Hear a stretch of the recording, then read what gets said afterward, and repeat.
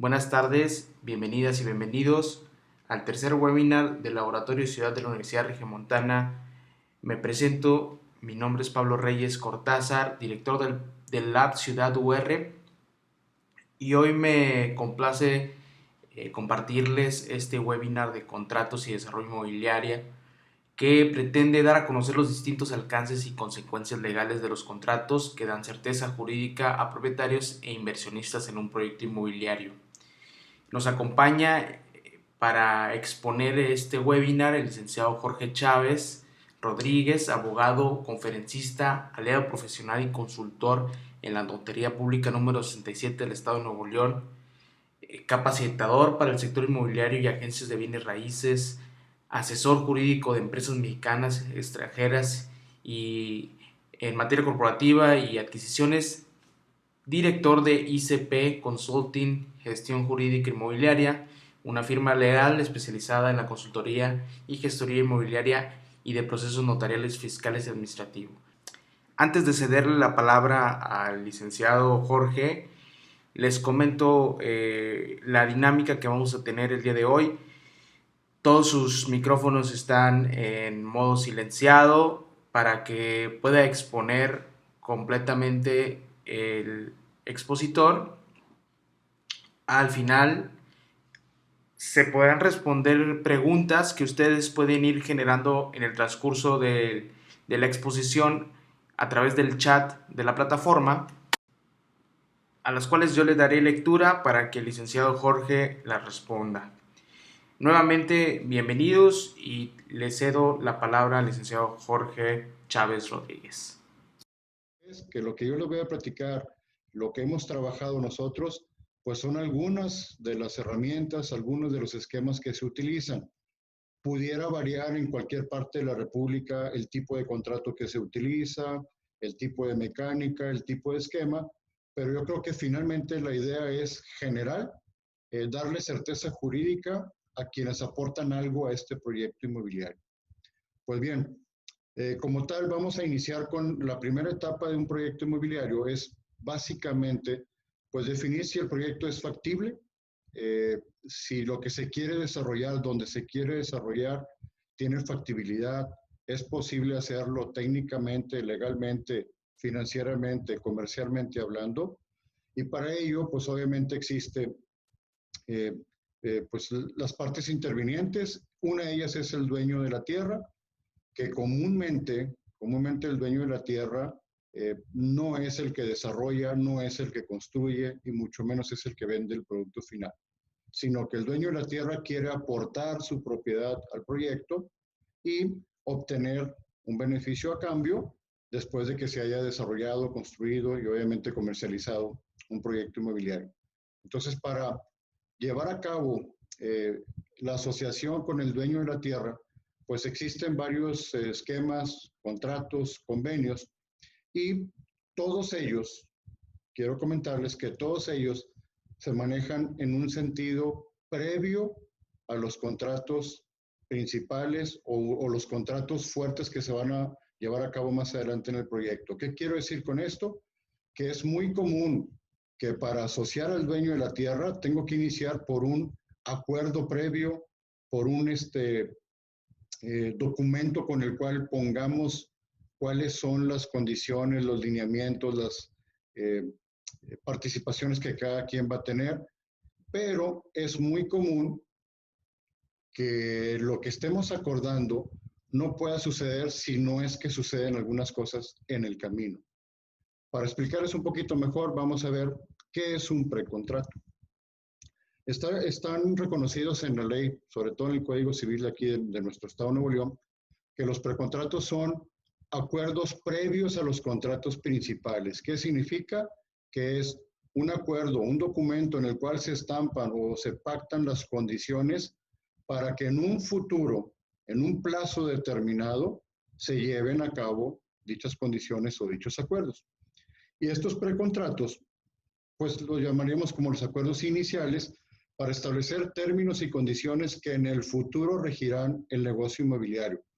Entonces, una parte importante de estos precontratos o de estos documentos son que deben de contener las condiciones que van a suceder en el futuro y tiene que tener un plazo.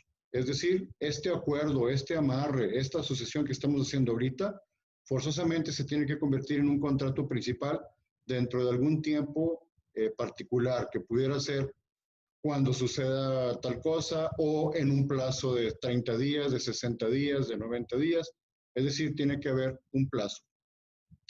Y les dijera que hoy por hoy los acuerdos más utilizados para este tipo de convenios, pues son, híjole, innominados, le podemos llamar de muchas formas. Hay quienes decimos cartas o memorandos de entendimiento, promesas de fideicomiso, promesa de asociación en el futuro, acuerdos de coinversión, entre muchos otros nombres que le pudieran dar en cualquier otra parte de la República.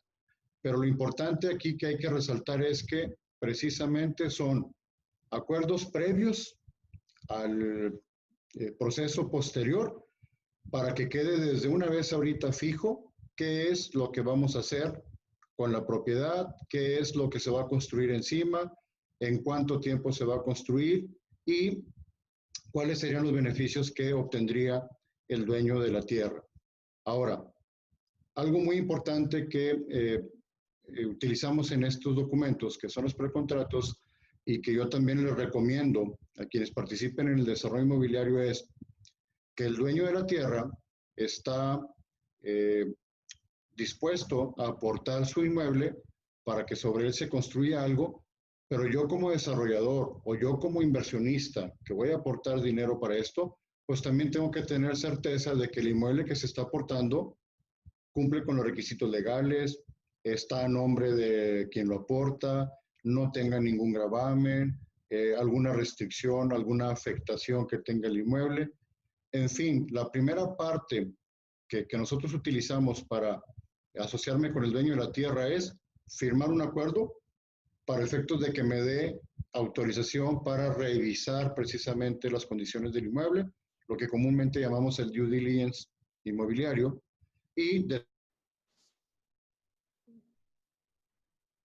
Jorge, ¿nos escuchas? Creo que te perdimos un poquito.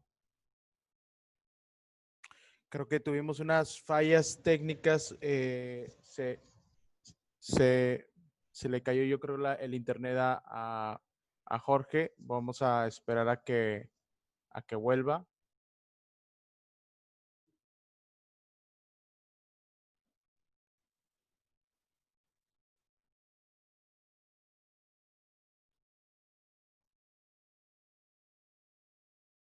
Un previo contrato o contratos preparatorios, al cual le damos diferentes nombres como carta de entendimiento, memorándum de entendimiento, ofertas de asociación, promesa de fideicomisos, promesa de asociación, en fin, el nombre que le queramos dar al convenio o al acuerdo inicial.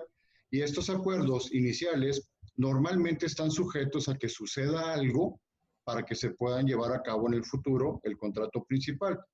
Y les mencionaba que esas cláusulas, nosotros le llamamos cláusulas con condición suspensiva o condiciones resolutorias. ¿Cuál es la diferencia entre una condición suspensiva o una condición resolutoria? Es la siguiente: las condiciones suspensivas son aquellas situaciones que sucederán en el futuro, pero que dejan en suspenso los efectos legales del contrato. Por ejemplo, si tú y yo hacemos un acuerdo previo en el cual determinamos que yo voy a aportar la tierra para que en ella se construya un edificio de oficinas, siempre y cuando se obtenga la factibilidad, se obtengan los permisos, o siempre y cuando el inmueble cumpla con los requisitos legales para ser aportado en el futuro y que no tenga ningún problema, ningún gravamen o alguna afectación. Y entonces, las obligaciones que contraemos en ese contrato, si no se llevan a cabo estas cuestiones del futuro, los efectos legales del contrato no surten efecto. Es decir, las obligaciones no son exigibles si tú y yo acordamos que vamos a hacer algo en el futuro, pero condicionado a que el inmueble esté completamente libre de gravamen. Y si cuando lleguemos al contrato posterior el inmueble reporta algún gravamen o sufre algún gravamen en el camino o yo tengo algún problema como propietario con el inmueble, pues obviamente las condiciones que habíamos pactado ya no se podrán llevar a cabo y por lo tanto los efectos legales del contrato quedaron suspendidos durante todo este tiempo. Cosa contraria con las condiciones resolutorias. Las condiciones resolutorias son aquellas situaciones que sucederán en el futuro y que simplemente resuelven los efectos de un contrato que ya acordamos. Y por lo tanto, ese contrato no quedó en suspensión. Esto es muy común que suceda, por ejemplo, en las compraventas de propiedades que le llamamos compraventa privada. Un contrato en el cual una persona, imagínense que no quiere aportar el terreno, sino que te lo vende a través de un contrato privado de compraventa en el cual ya se pactó el precio, las condiciones, y simple y sencillamente decimos que este contrato lo vamos a elevar a escritura pública cuando resulte tal cosa, y si esa cosa resulta, pues simplemente elevamos el contrato a escritura pública y se resuelve el contrato. Pero los efectos legales del contrato existen desde que lo firmamos. La diferencia con la condición suspensiva es que el efecto del contrato quedó suspendido y la condición resolutoria no quedaron suspendidas las condiciones, simplemente quedaron sujetas a una resolución. A lo mejor podemos pensar que esto es una cuestión muy técnica legal, pero créanme, a la hora de llevar a cabo un desarrollo inmobiliario, es muy importante y es clave incluso de algunos desarrollos inmobiliarios que manejemos en los acuerdos precisamente las cláusulas que sean las más convenientes y que de alguna manera sean cláusulas que creamos o sepamos que sí se van a poder cumplir, porque si no se pueden cumplir, pues nadie está obligado a lo imposible y por lo tanto el desarrollo inmobiliario queda totalmente sujeto a que se cumplan con estas condiciones. Entonces, recapitulando un poquito, amarramos al dueño de la tierra con un contrato previo, con un precontrato. Le podemos extender primero una invitación a través de un memorándum de entendimiento en el cual él esté de acuerdo en que va a aportar el inmueble y el paso número 1 es que hagamos un dictamen inmobiliario del inmueble, un due diligence para revisar que todo esté en orden y nos amarramos, por ejemplo, a que una vez que yo revise el inmueble, que me puedo llevar, por decir, 5 o 6 días, una vez que ya tenga la resolución del dictamen, nos volvemos a sentar con otro contrato previo que pudiera llamarle una promesa de fideicomiso y en ese segundo precontrato ya amarramos ahora sí un poquito más las condiciones y ahora sí decimos que una vez que ya estemos de acuerdo con el inmueble y con los beneficios que vas a obtener, pues hemos decidido que el esquema que vamos a utilizar es el de un fideicomiso. Y por lo tanto nos amarramos a que en un lapso de 30 días nos vamos a suscribir a un fideicomiso en el cual el inmueble se va a transmitir a dicho fideicomiso y yo voy a aportar al fideicomiso el desarrollo y obviamente los inversionistas que voy a conseguir van a aportar su dinero a dicho fideicomiso. Entonces, esa es básicamente la parte inicial de un proyecto inmobiliario y asocio al dueño de la tierra con un precontrato sujeto a condiciones suspensivas, me lo llevo después a un segundo precontrato que es una promesa, en este caso vamos a suponer que de un fideicomiso, para luego, una vez que se cumplan todas las condiciones, pasaríamos al contrato principal o al contrato que se esté buscando llegar y pues aquí entramos a los contratos principales. ¿Qué contratos principales se pueden manejar en desarrollos inmobiliarios? Igual existe una gama de contratos o de acuerdos bajo los cuales se puede llevar a cabo un desarrollo inmobiliario. Y yo quisiera platicar hoy, pues básicamente sobre tres tipos de contratos que son los que comúnmente se manejan por lo menos en el área donde estamos nosotros y que son los contratos más utilizados en medianos, pequeños o incluso grandes desarrollos inmobiliarios. Uno de ellos es la asociación en participación. El contrato de asociación en participación tiene ciertas particularidades legales porque es un contrato, fíjense, es un contrato que no se puede considerar como contrato mercantil porque no está reconocido en la ley de sociedades mercantiles. Pero pasa algo bien curioso. Para efectos fiscales, nuestra legislación fiscal sí lo reconoce como un ente jurídico y que está sujeto a tener un RFC y poder tributar incluso en materia fiscal. ¿Pero qué es una asociación en participación? Primero que nada es un contrato en el cual una persona que se denomina asociante invita a otra persona o personas que se consideran como asociados a que participen en un negocio, en este caso inmobiliario, y que participen en las pérdidas y las ganancias de este negocio inmobiliario.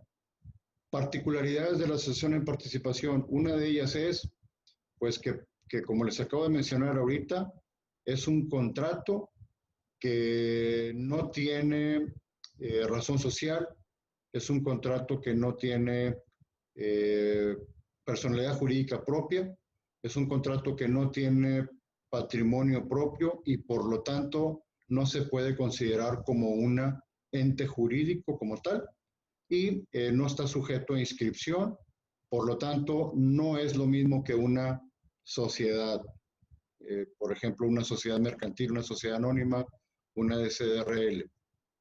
Sin embargo, es un contrato que sí se utiliza. Yo recomiendo, por ejemplo, que se utilice en desarrollos inmobiliarios pequeños, por ejemplo, para comprar un terreno pequeño y construir una sola propiedad en él, una casa y vender.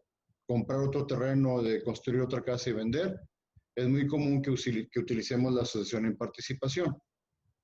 Y este contrato como tal, insisto, en sus particularidades, permite que el asociante, en este caso vamos a suponer que yo soy el asociante, te invito a ti para que participes en este negocio inmobiliario y tú aportas la propiedad. Entonces tú aportas la propiedad a la asociación y yo me voy a encargar de todo el desarrollo inmobiliario. Bueno, pues este contrato me permite actuar en nombre propio. ¿Qué significa? Que yo como asociante soy el que va a aparecer en todos lados, soy el que va a llevar a cabo la gestión del negocio inmobiliario y tú como asociado no aparecerás para efectos de terceros. Sin embargo, el inmueble está comprometido en esta asociación y tú estás sujeto a las condiciones que hayamos pactado en este contrato. Otra particularidad de estos contratos es que la participación en los beneficios del desarrollo inmobiliario o del proyecto, pues no hay un formato que establezca los porcentajes.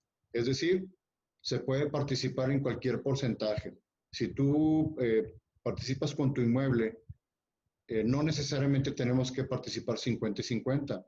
Probablemente a tu inmueble le demos una participación del 80%, yo el 20%, 60, 40, 70, 30. No hay una regla. Aquí es lo que las partes decidan hacer con su participación, lo que las partes acuerden y lo que quede establecido en el contrato es cómo se van a repartir los beneficios.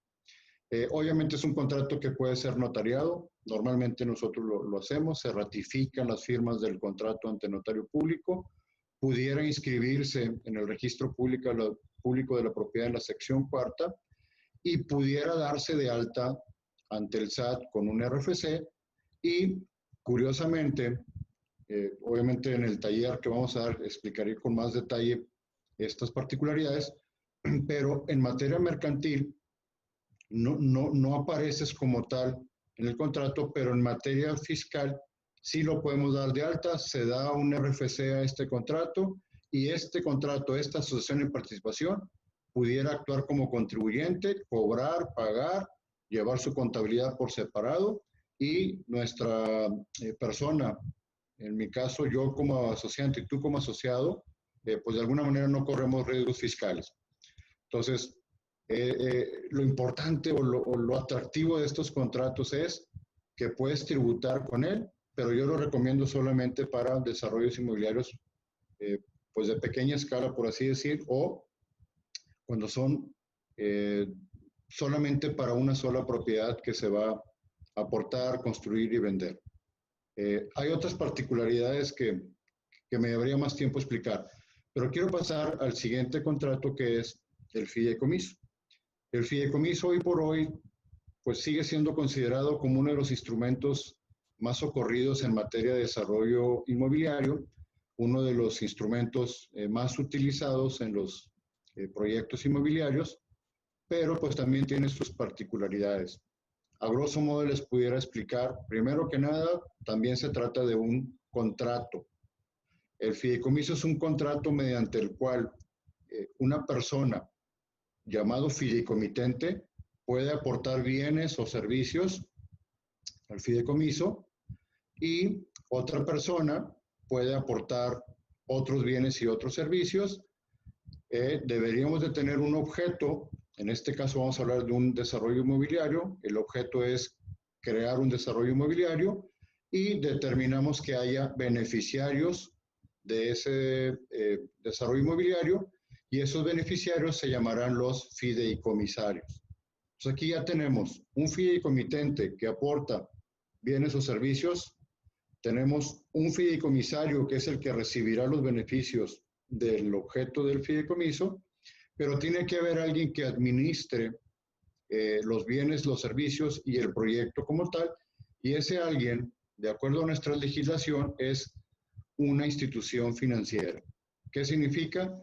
Que en este tipo de contratos forzosamente interviene una institución financiera que es quien llevará la administración del objeto del fideicomiso y comúnmente lo llamamos fiduciaria o fiduciario. Entonces, yo aporto, en este caso, vamos a pensar que aporto la tierra, yo aporto mi inmueble al fideicomiso. Al fideicomiso escogimos que fuera el banco tal de esta localidad. Ese banco recibe el inmueble, le da un número de fideicomiso. El fideicomiso debe celebrarse forzosamente ante notario público a través de un instrumento llamado escritura pública.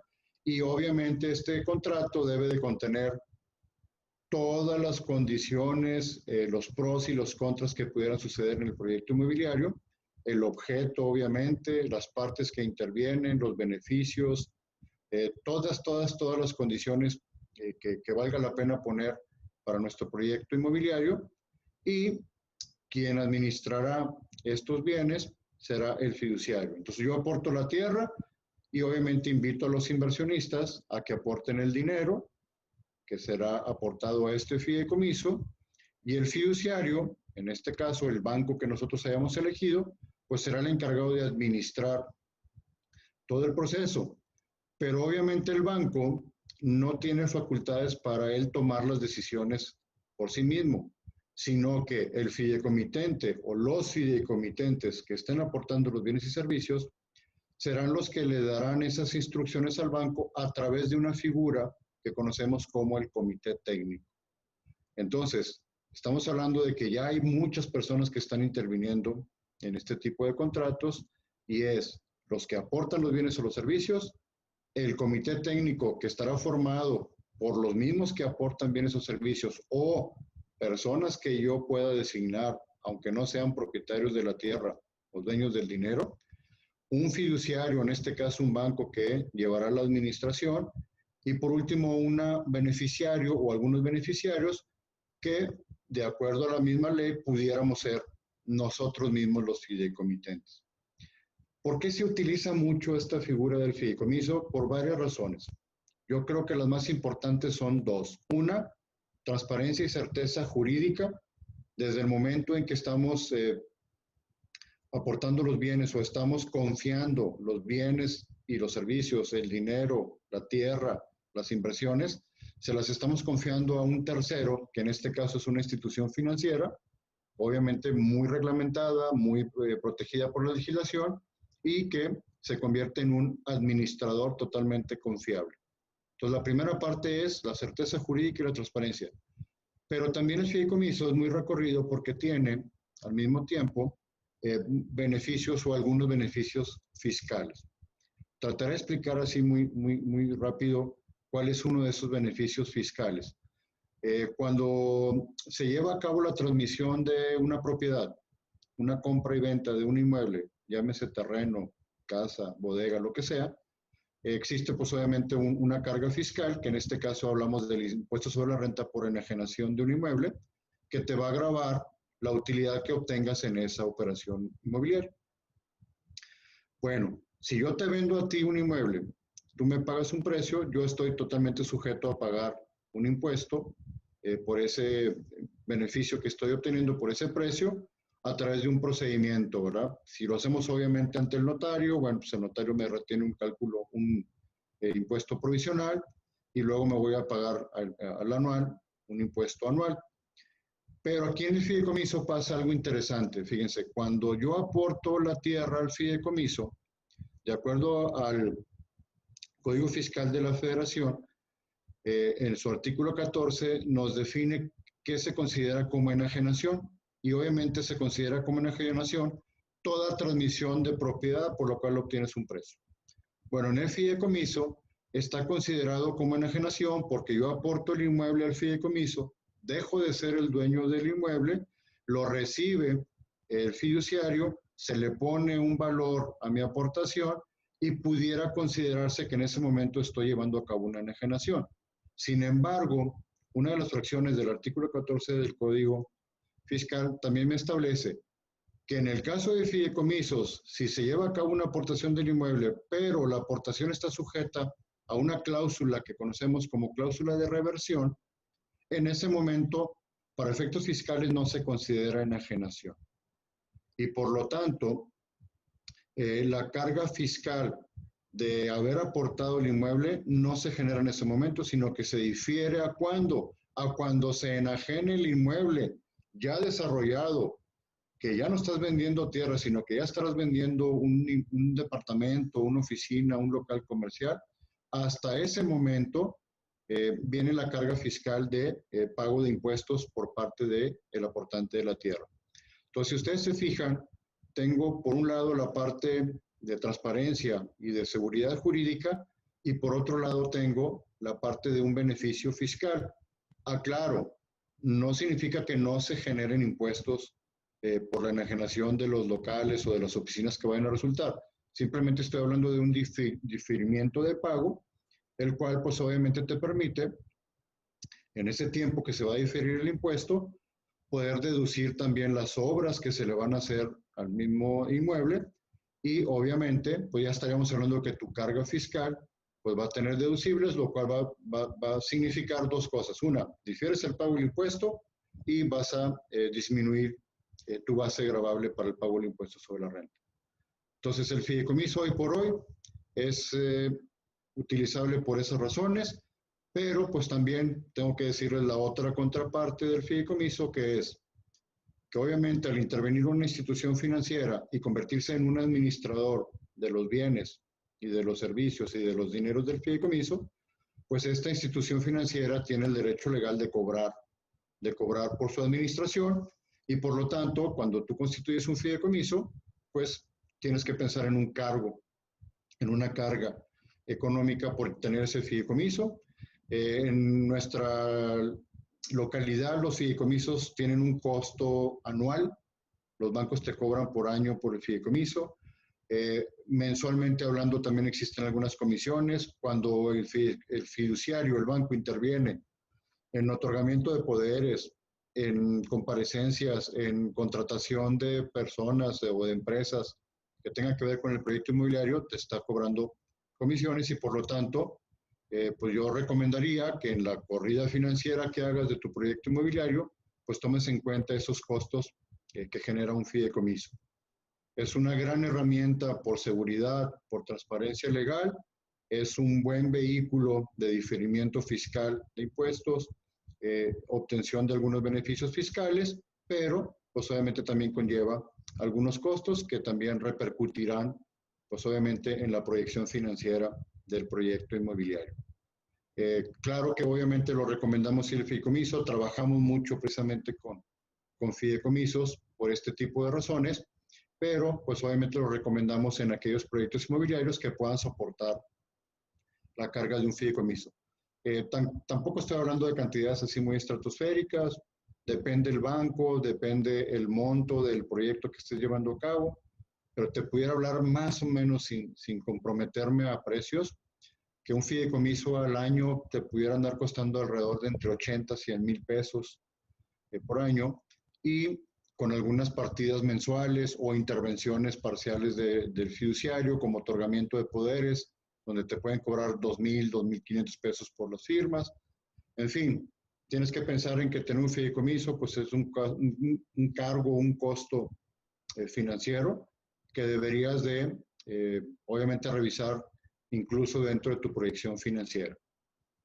Bien, obviamente el fideicomiso también tiene mucho más información, mucho más fondo que pudiéramos ahondar, pero de momento, por cuestión de tiempo, pues lo quise comentar así muy superficialmente, porque quiero tratar también otro esquema que hoy por hoy se utiliza mucho en los desarrollos inmobiliarios y que viene de alguna manera no a suplir, pero sí a tenerlo como una opción más a la hora de un desarrollo inmobiliario, y que es lo que conocemos como las mentadas SAPIs, que son, de acuerdo a la legislación, Sociedad Anónima Promotora de Inversión.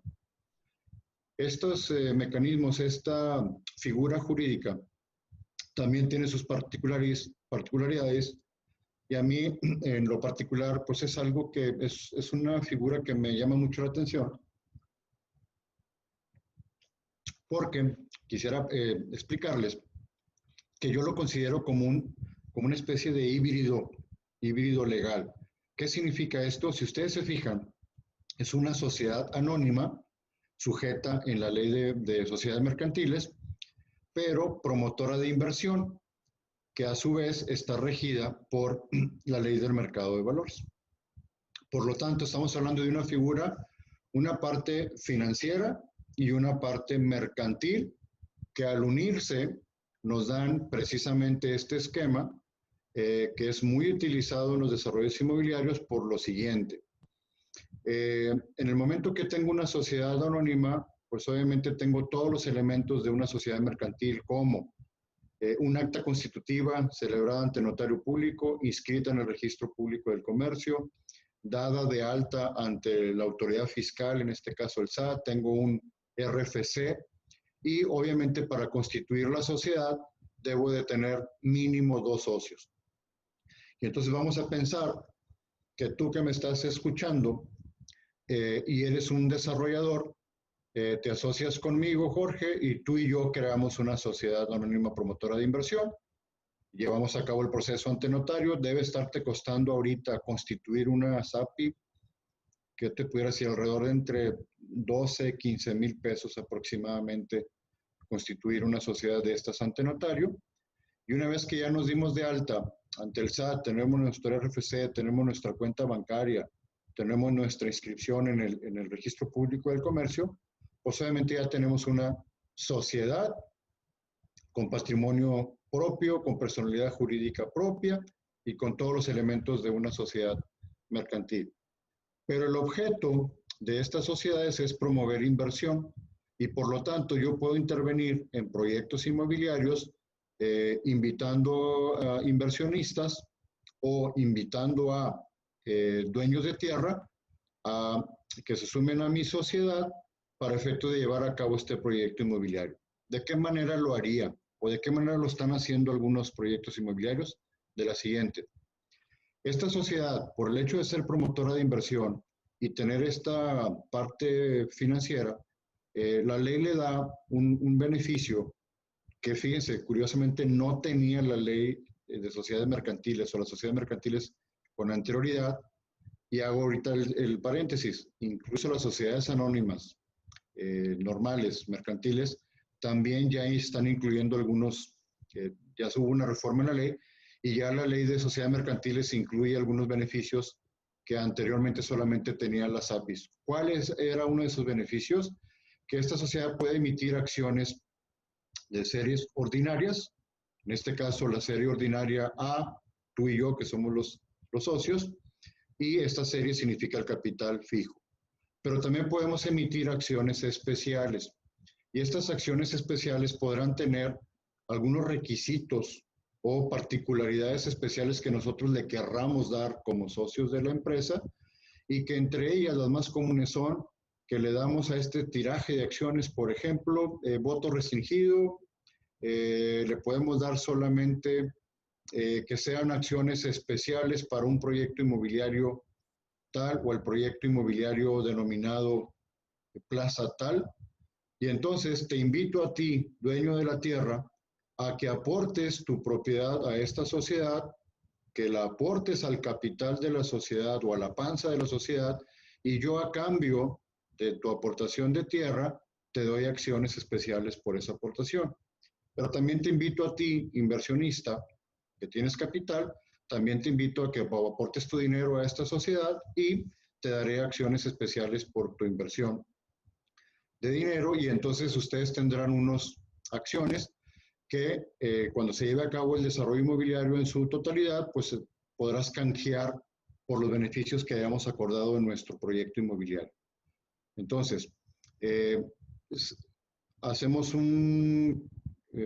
como les dijera, una sustitución del fideicomiso por este tipo de mecanismo, y también tiene certeza jurídica, también tiene transparencia jurídica, no tiene los costos que tiene un fideicomiso y tampoco tiene pues algunos mecanismos de, ¿cómo llamarlo? De alguna manera burocracia que tienen los fideicomisos. ¿Por qué? Porque en esta sociedad nos permite tomar las decisiones en un comité más interno, donde somos los socios tú y yo, y de repente quien aporte la tierra y quien aporte los capitales obviamente tendrán algunas decisiones para el proyecto, pero esto se convierte en una especie de petit comité, es decir, en una especie de asociación más cerrada, donde las decisiones son más rápidas de tomarse y donde la información, los capitales y la tierra pues están de alguna manera más a la mano, ¿no? Es un mecanismo que se ha estado utilizando mucho. Yo también lo recomiendo. De hecho, hemos trabajado ya en algunos proyectos inmobiliarios. Y otra particularidad es que si tienes una SAPI, puedes tener a su misma vez varios proyectos inmobiliarios al mismo tiempo. Y entonces es un tiraje de acciones para el proyecto A, un tiraje de acciones para el proyecto B y un tiraje de acciones para el proyecto C. Obviamente también la SAPI tiene algunos beneficios por ahí fiscales. También te permite manejar la parte de la construcción, la parte de la transmisión de la tierra con algunos beneficios, y por lo tanto, bueno, pues está viéndose hoy por hoy como un complemento al fideicomiso, que era pues la herramienta más utilizada. Pero bueno, pues hoy tenemos la SAPI también a la orden, y por lo tanto ya estaremos hablando de estos tres tipos de contratos que son los más recomendados o los más utilizados en materia de proyectos inmobiliarios. Muy bien. Para poder concluir con el tiempo, voy a pasar a la lección 2, que es, si de alguna manera ya pude ver cómo asociar al dueño de la tierra, ya elaboré un contrato previo, un precontrato, ya se cumplieron ciertas condiciones, ya llegamos al contrato principal, vamos a suponer que decidimos irnos a un fideicomiso o decidimos irnos a una SAPI o decidimos hacerlo a través de una asociación en participación. Entonces, bueno, pues de alguna manera ya tengo al dueño de la tierra asociado, y ahora tengo que voltear a ver cómo asocio al dueño de los capitales. Para ello, pues obviamente tengo que explicar que en los desarrollos inmobiliarios, pues estamos muy acostumbrados a trabajar con dos tipos de capital. Uno que llamamos capital semilla y otro que llamamos propiamente el capital de inversión o capital de operación. Igual, también les comento, igual que los precontratos y que los contratos iniciales, no hay un formato oficial, no hay un esquema legal que te diga cómo llamar a estos conceptos o cómo tratarlos. Por lo tanto, yo voy a hablar de lo que nosotros hemos trabajado, de lo que me ha tocado en la práctica, y normalmente hablamos de capital semilla y capital de inversión. ¿Qué puedo comentar o qué significaría para nosotros el capital semilla? Normalmente estamos acostumbrados a llamarle capital semilla a aquel financiamiento inicial que impulsa el proyecto y que normalmente se aplica para los estudios iniciales de factibilidad, para los permisos, las licencias, autorizaciones que se requieran, incluso pues para llevar a cabo la dictaminación del inmueble que se pretende aportar, pago de algunos honorarios, en fin, los procesos iniciales que se requieren para que el proyecto inmobiliario empiece a despuntar, pues obviamente tienen un costo, ¿no? Y entonces normalmente buscamos capital semilla y es muy común que este capital semilla, pues a veces lo aporte ya sea el mismo desarrollador, el mismo propietario de la tierra o familiares, inversionistas conocidos, eh, gente que está a nuestro alrededor, antes de llegar a gente, por llamarlo de alguna manera, desconocida, pero insisto, no es la regla. Incluso hay veces que hemos obtenido capital semilla pues de un inversionista totalmente desconocido a quien le interesó el proyecto y simple y sencillamente quedó muy claro que el capital que va a aportar en este momento es para la parte inicial del proyecto. Y luego vendrá una segunda o terceras partidas que se irán a aplicar precisamente a el capital de inversión. Entonces, ¿cómo amarro el capital semilla? ¿Cómo asocio a la gente para que me aporten este capital? Igual que la tierra. Volvemos a los precontratos o los acuerdos, como le querramos llamar, un acuerdo de coinversión, un acuerdo de aportación de capital semilla, un memorándum de entendimiento, cualquier forma que tú, cualquier nombre que le quieras dar, pero lo importante es que sea por escrito, un documento por escrito.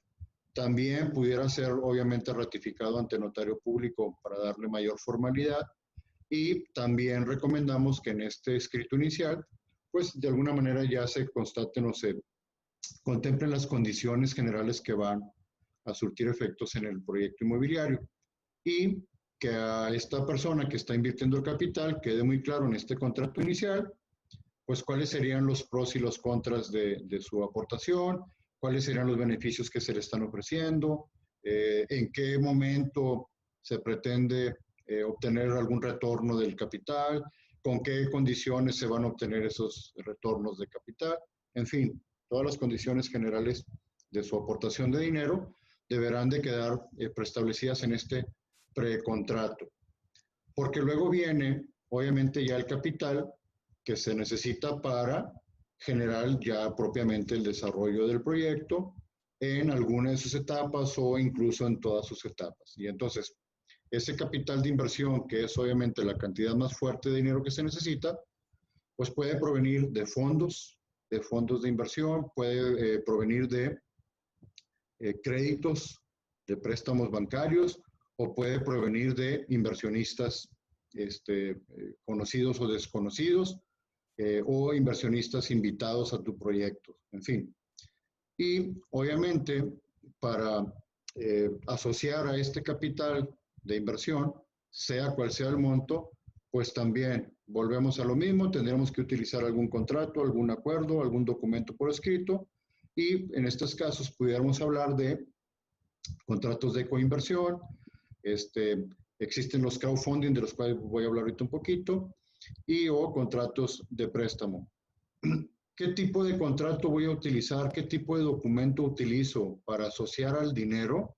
Pues créanme que aquí sí depende un poquito precisamente de saber de dónde va a venir ese dinero.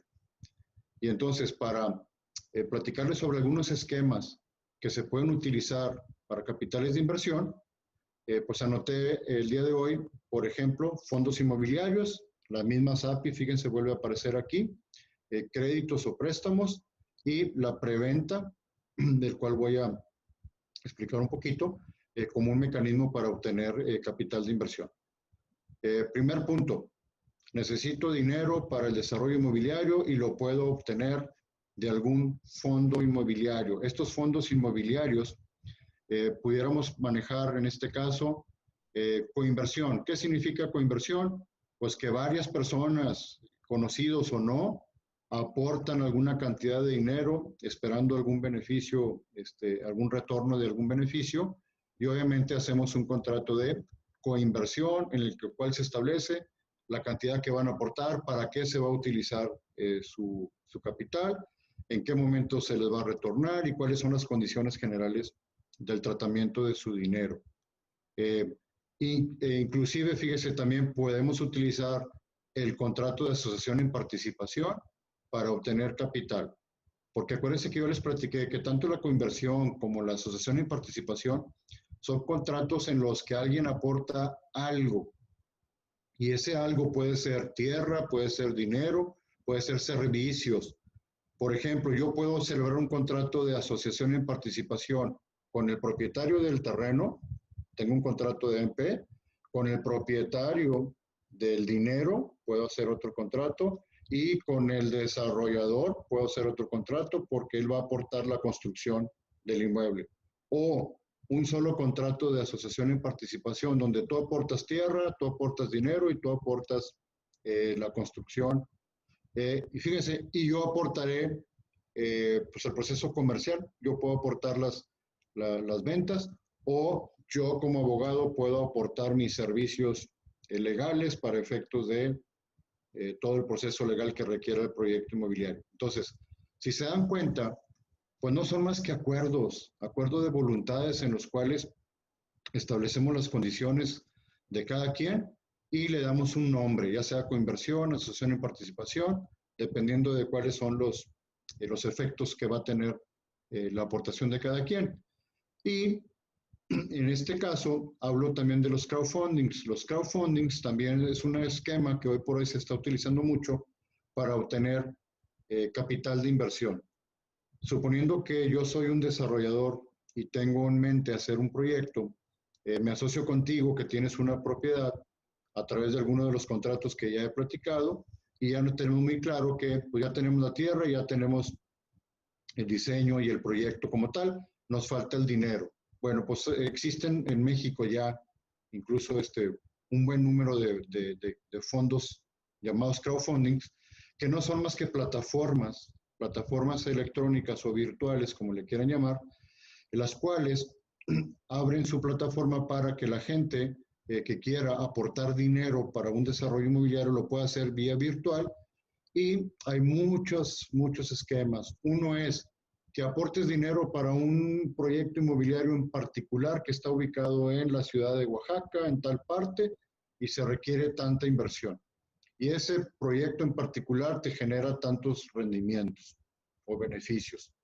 Entonces tú, estés donde estés, en cualquier parte del mundo, puedes aportar a ese fondo, a esa plataforma, y ese dinero va a ir a dar al proyecto inmobiliario que está en Oaxaca. Obviamente, al hablar de plataformas electrónicas o virtuales, estamos hablando de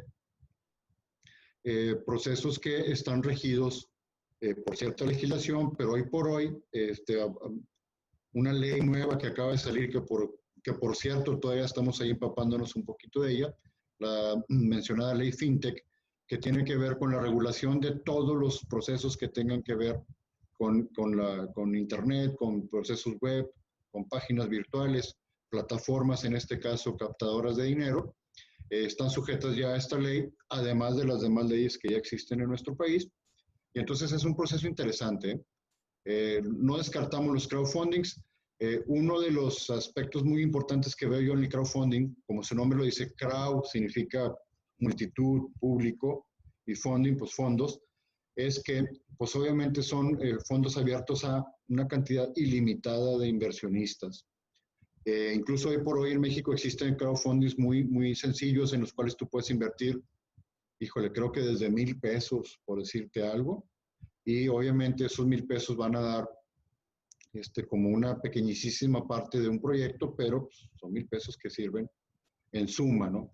Entonces, yo puedo buscar fondos inmobiliarios para obtener mi inversión del proyecto, y esos fondos inmobiliarios pueden ser una coinversión con conocidos o desconocidos, una asociación en participación con conocidos o desconocidos, o inscribirme yo como desarrollador o como proyecto, me inscribo en estas plataformas y puedo obtener fondos de esos inversionistas que están en cualquier parte del mundo.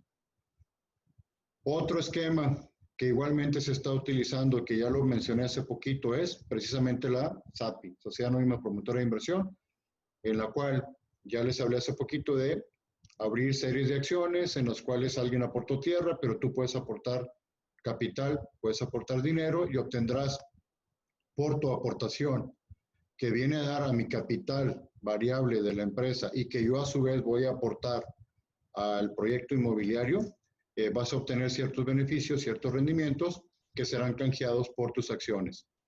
A lo mejor me regreso un poquito porque una particularidad de la SAPI es que tu participación accionaria, vas a obtener obviamente acciones, pues obviamente tú puedes esas acciones, si te quieres salir del proyecto o de alguna manera hacer alguna salida, pues tú puedes vender tu participación accionaria, como igualmente en un fideicomiso puedes vender tu participación fiduciaria. Pero obviamente en ambos casos pues existen reglas y condiciones muy estrictas bajo las cuales se debe establecer en qué momento, en qué forma y con qué proceso podrás salirte y vender tu participación, ya sea en la SAPI o en un fideicomiso. Entonces, eso es algo importante también que creo que vale la pena, porque tú puedes meter tu dinero ahorita conmigo a una SAPI y en determinado momento, por alguna razón, requieres recapitalizarte o requieres vender tu participación porque ocupas dinero, bueno, pues la SAPI debe tener un mecanismo por ahí previsto para poderte devolver tu dinero sin que afecte al capital del proyecto o simple y sencillamente voltearte a venderle tu participación accionaria a un nuevo inversionista que deberá ser aceptado por la sociedad, reconocido, etcétera, etcétera. Muy bien. Otra forma de que se obtiene dinero a través, perdón, para los proyectos inmobiliarios, pues es a través de pedir prestado. Y hay dos personas a quien se le puede pedir prestado. Uno es a un banco, que cuando yo le pido dinero a un banco estaríamos hablando de un crédito bancario.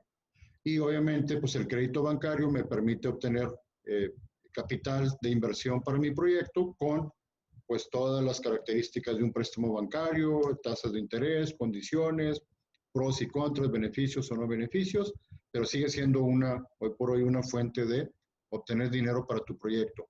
Y la otra es pues préstamos de dinero por personas particulares.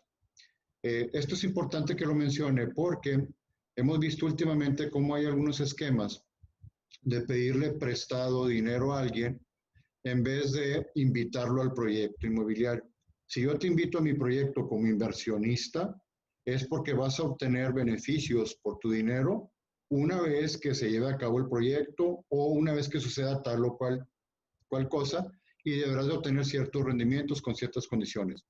Pero otro esquema es que si me prestas tu dinero con un simple contrato de préstamo, se establece un interés, se establecen intereses ordinarios e intereses moratorios en todo caso, y simple y sencillamente tú obtendrás pues los beneficios por el dinero que me prestaste en un plazo tal, y eso es un contrato de préstamo como tal, lo que nosotros llamamos un contrato de mutuo, ya sea con o sin interés. A lo mejor alguien está preguntando, pues, entonces, ¿cuál es la diferencia entre hacer un préstamo o meterte a una SAPI, por ejemplo, o a un fideicomiso? Es que cuando hablamos de fideicomisos o de SAPIs, por el dinero que tú metiste, pudieras recibir beneficios económicos o incluso pudieras recibir unidades del proyecto, alguna parte del proyecto, te quedas con unidades, te quedas con departamentos, te quedas con terrenos o te quedas con bodegas. En cambio, el préstamo es simple y sencillamente dinero por tu dinero. Por lo tal, no me podrás exigir que a cambio de tu dinero yo te dé algún departamento o alguna de las unidades que resulten del proyecto inmobiliario. Esa es una de las principales diferencias entre hacer un préstamo o hacer un fideicomiso o una SAPI. Bien, y por último, una forma que también hoy por hoy se utiliza mucho y se seguirá utilizando es la preventa. La preventa, pues normalmente hablamos de un contrato que se lleva a cabo para obtener capital que será utilizado para el resto del proceso del proyecto y una particularidad es que este capital se obtiene de los posibles compradores o los finales compradores de tu proyecto inmobiliario. Y entonces en vez de pedirle dinero al banco o de pedirle dinero a un amigo, por así decirlo, pues de una vez ahorita vamos vendiendo las unidades que van a resultar en el futuro a los compradores finales y a través de su pago inicial o de las aportaciones que estén haciendo esos compradores, pues yo estoy financiando o terminando de financiar el proyecto. Claro, la preventa tiene muchas particularidades legales. De entrada es un contrato innominado, que significa que no existe como tal en la ley. Lo más que se asemeja es a un contrato de compra de esperanza. ¿Por qué? Porque estás vendiéndole a la persona algo que va a suceder en el futuro, que todavía no existe, y que incluso está sujeto a condiciones suspensivas o a condiciones resolutorias. Sin embargo, yo le doy ahorita un beneficio a ese comprador a través de un buen precio o de un precio más bajo, a cambio de que me dé parte del dinero que yo voy a utilizar para el resto del proyecto inmobiliario. Entonces, la preventa, híjole, también es un tema por ahí muy interesante, se utiliza mucho, hay muchos esquemas para hacer estos levantamientos de capital a través de preventa y pues obviamente por cuestión de tiempo no me será posible hacerlo. Bien, por último, para concluir, por cuestión de tiempo, si yo ya tengo al dueño de la tierra asociado, ya tengo los capitales asociados, ya tengo mi esquema, ya tengo mi fideicomiso o mi SAPI o el esquema que yo haya utilizado, ya estamos hablando de que ya prácticamente el desarrollo empieza a realizarse y pues por último terminaría diciéndoles que ahora, además de proteger a la tierra o al dueño de la tierra y o proteger a los inversionistas, ahora tengo que proteger al proyecto como tal.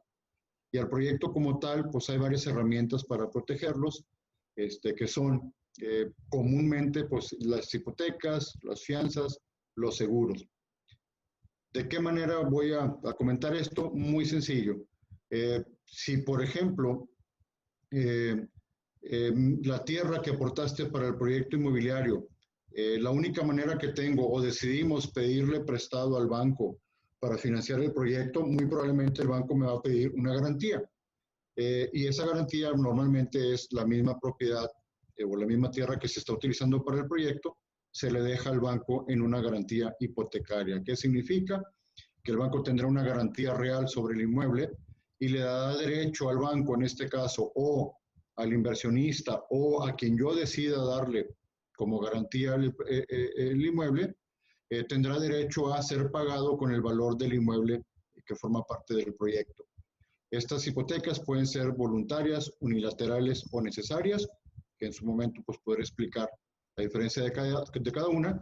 Lo importante ahorita es determinar pues que se utiliza mucho este esquema, esta figura de la hipoteca, para darle seguridad jurídica a aquellos que nos prestan dinero o a aquellos que intervienen con alguna aportación al proyecto inmobiliario y que obviamente en el momento en que el inmueble queda grabado con una hipoteca, pues de alguna forma el proyecto en sí pues ya tiene cierta protección ahí porque cualquier otro acreedor que por alguna razón aparezca durante el proyecto, pues se topará con que ya tengo un acreedor inicial o un primer acreedor.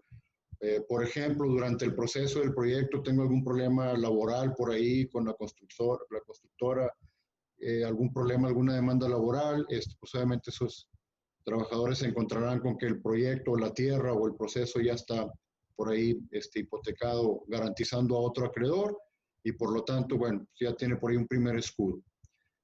Obviamente la fianza también es un contrato que se utiliza mucho en los proyectos inmobiliarios porque es un contrato por el cual una persona se compromete con el acreedor a pagar por el deudor. Esto se utiliza mucho para proteger al proceso, en el momento que estamos llevando a cabo el desarrollo, la construcción o ya lo que es la obra en sí, pues obviamente interviene construcción, intervienen proveedores, interviene mucha gente que participa en la construcción y pues obviamente es muy común que se les pida una fianza a esas compañías que te van a ayudar en el proceso para que puedas tú en un momento dado, si te llega a quedar mal con el proceso, con la construcción o para lo que lo hayas contratado, pues tú cobras a la compañía afianzadora las cantidades que se hayan afianzado y de alguna manera pues permites que tu proceso, tu proyecto no se vea afectado por el incumplimiento de alguno de estos proveedores.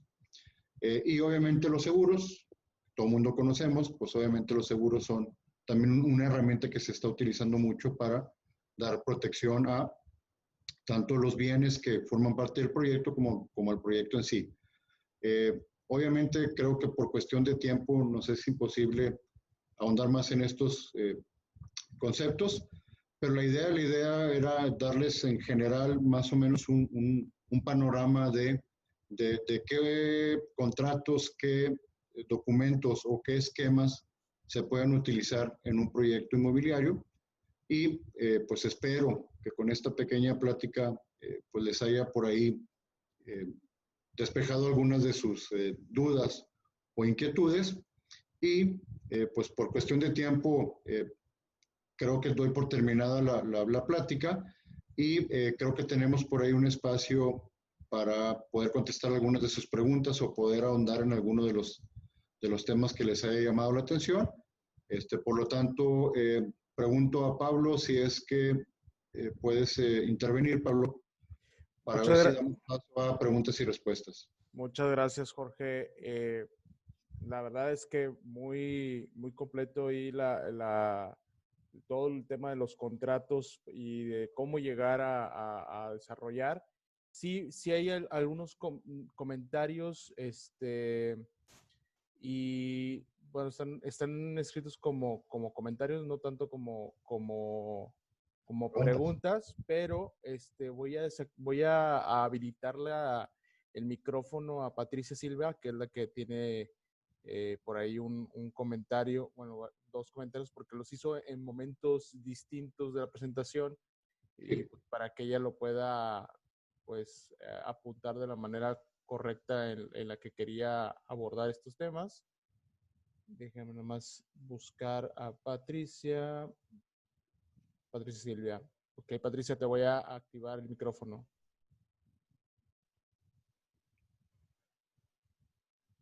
Listo, Patricia. Hola, Pati, buenas tardes. ¿Nos escuchas? Bueno, Patricia Silva mencionó primero el terreno debe de estar libre de gravamen para un fideicomiso. No sé si lo mencionaba como pregunta o como comentario, pero ese fue su primer comentario. Claro, tratando de contestarle, si vas a acudir a un fideicomiso, sí. La respuesta es sí. Los fideicomisos o los bancos, en este caso los fiduciarios, para poder recibir un inmueble a que forme parte de un fideicomiso, una de las reglas que tienen o de sus políticas es que el inmueble esté totalmente libre de gravamen. O, y en algunos casos pudiera darse que te lo pudieran recibir siempre y cuando exista como condición, pues que regularices la propiedad. Pero lo más común, Pati, lo más común que nos pasa es que el fideicomiso te pide que antes de que aportes el inmueble, procures que el inmueble tenga todos sus problemas resueltos.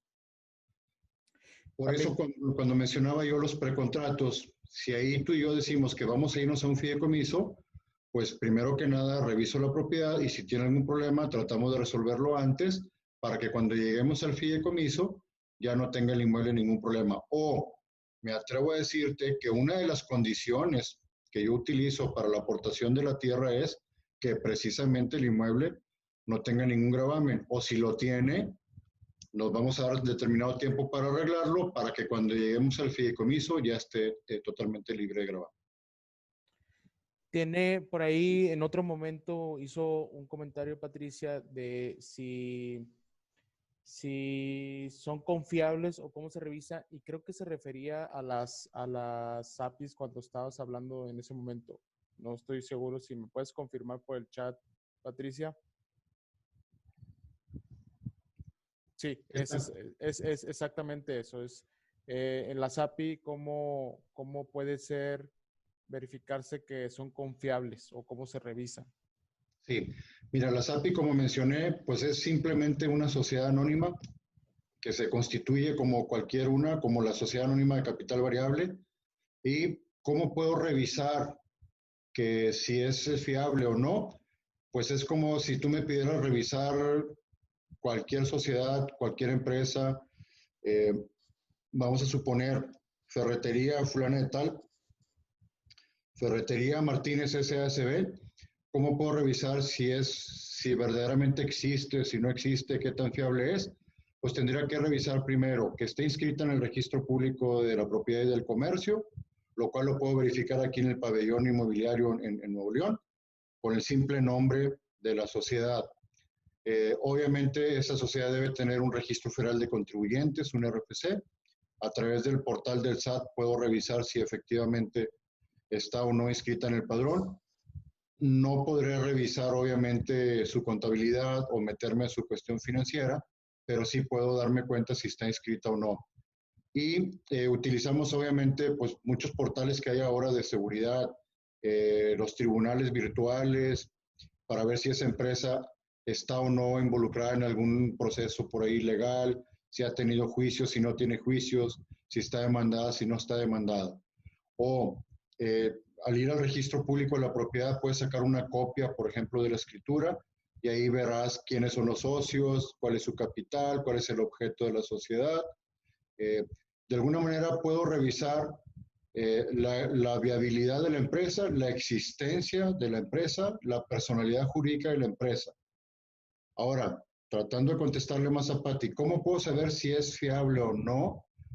Eh, si vamos al punto quisiera pensar que Patricia está pensando en cómo sé si puedo confiar en ellos como empresa para un proyecto inmobiliario. Pues la verdad, Pati, tendrías que acudir un poquito al sentido común y es como confiar en cualquier inmobiliaria, en cualquier constructora, como confiar en cualquier empresa que se dedica a esto. Yo lo que haría o que normalmente hacemos es, para ver si es confiable o no, pues bien sencillo, es qué proyectos ha desarrollado, cuánto tiene en el mercado, o los socios que tiene están o no en el ámbito inmobiliario, a qué se han dedicado, cuántos proyectos han llevado a cabo, cómo les ha ido en sus últimos proyectos, preguntar por ahí si alguien ha invertido en esa empresa, cómo le ha ido. En fin, es una labor por ahí de alguna manera de revisión, pues extraoficial, por así decirlo. Entonces creo que si está inscrito en el registro, tiene un RFC, revisaste el objeto, los socios, los capitales, el formato y la estructura de la empresa, pues la respuesta pudiera ser esa para ti. Te demuestro que es fiable desde el momento en que existe legalmente, existe fiscalmente, y te puedo decir qué proyectos has celebrado. Eh, bueno, acá tienen otros 3 comentarios. Uno se liga con lo que comentó Patricia, que es, completando lo que dijo la compañera Patricia, las crowdfundings están ligadas a una secretaría como los proveedores de firmas electrónicas en cuanto a la confiabilidad. Los crowdfunding, precisamente, como mencioné, para que existan como tal, los crowdfunding son una plataforma electrónica virtual por Internet y esas plataformas precisamente ya están sujetas a legislación.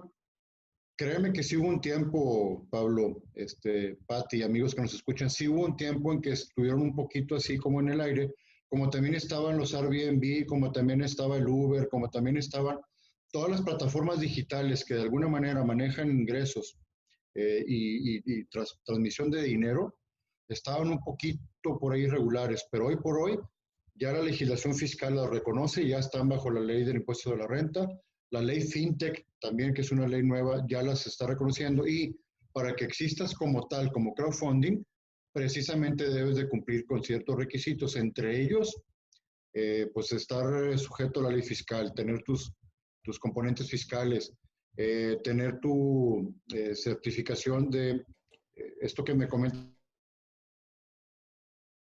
esta persona, si los firmas electrónicas reconocidas por la Secretaría de Economía a través de un proceso que tiene que cumplir ese crowdfunding y pues una manera de darte cuenta si ese crowdfunding es fiable o no, pues es precisamente checar si cuenta o no con todos esos componentes. Muchas gracias, Jorge. Hay 2 comentarios más antes de porque ya veo que algunos están desconectando. Les tengo un anuncio. Hay de hecho, una pregunta que liga con este comentario que voy a hacer. Preguntan si se enviará algún material de consulta a los participantes.